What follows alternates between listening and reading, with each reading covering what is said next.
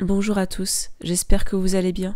Aujourd'hui, je vous propose un format de vidéo un peu spécial. J'espère que vous avez le cœur bien accroché, car ici, je vais vous présenter des modes d'exécution spectaculaires. Je vous souhaite un bon visionnage et une bonne écoute. Premier supplice, l'aigle de sang. Ses origines.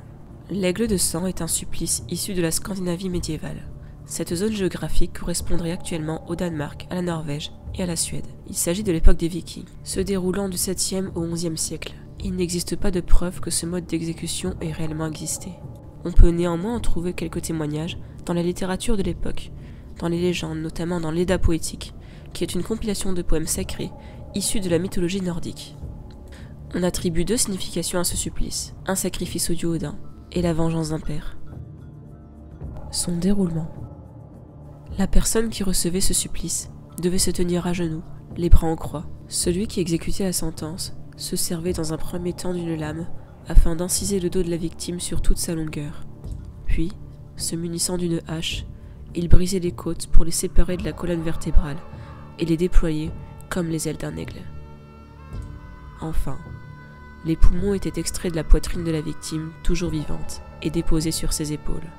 Si l'on en croit la série Vikings, le supplicié devait endurer cette torture sans crier pour que son âme puisse rejoindre le Valhalla, c'est-à-dire le monde des morts dans la mythologie nordique, réservé aux guerriers les plus valeureux. Autre méthode, le scaphisme. Ses origines. Nous changeons de lieu et d'époque pour nous retrouver chez les Perses dans l'Antiquité. L'auteur grec Plutarque relate avec précision ce mode d'exécution dans la biographie d'un roi perse qui vécut au IVe siècle avant Jésus-Christ.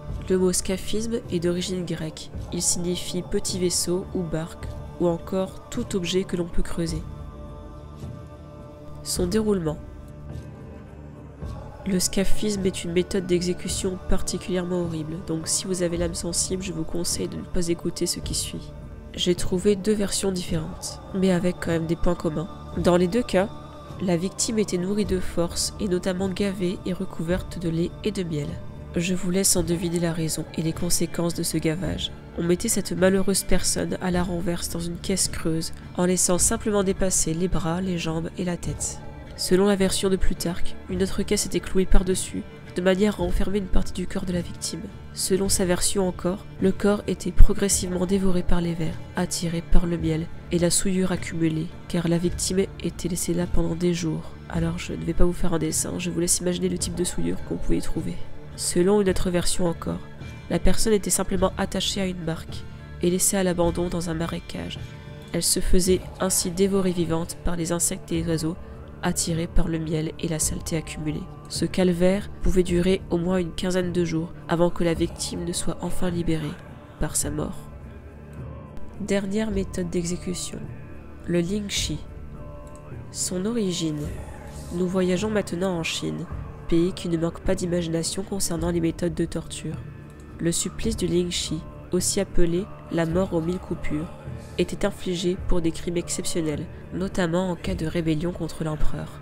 Ce qui fait froid dans le dos, c'est que cette méthode d'exécution n'a été abolie qu'en 1905. Elle n'est donc pas si ancienne, et en cherchant bien sur internet, on peut trouver des photographies. J'en ai mis certaines dans cette vidéo, mais j'ai choisi volontairement de ne pas mettre les plus choquantes. Son déroulement. Le condamné à mort était attaché à un poteau. Il s'agissait d'une exécution publique. Les personnes qui y assistaient pouvaient apercevoir le bourreau, muni d'outils tranchants, entailler et retirer lentement de fines tranches de la victime.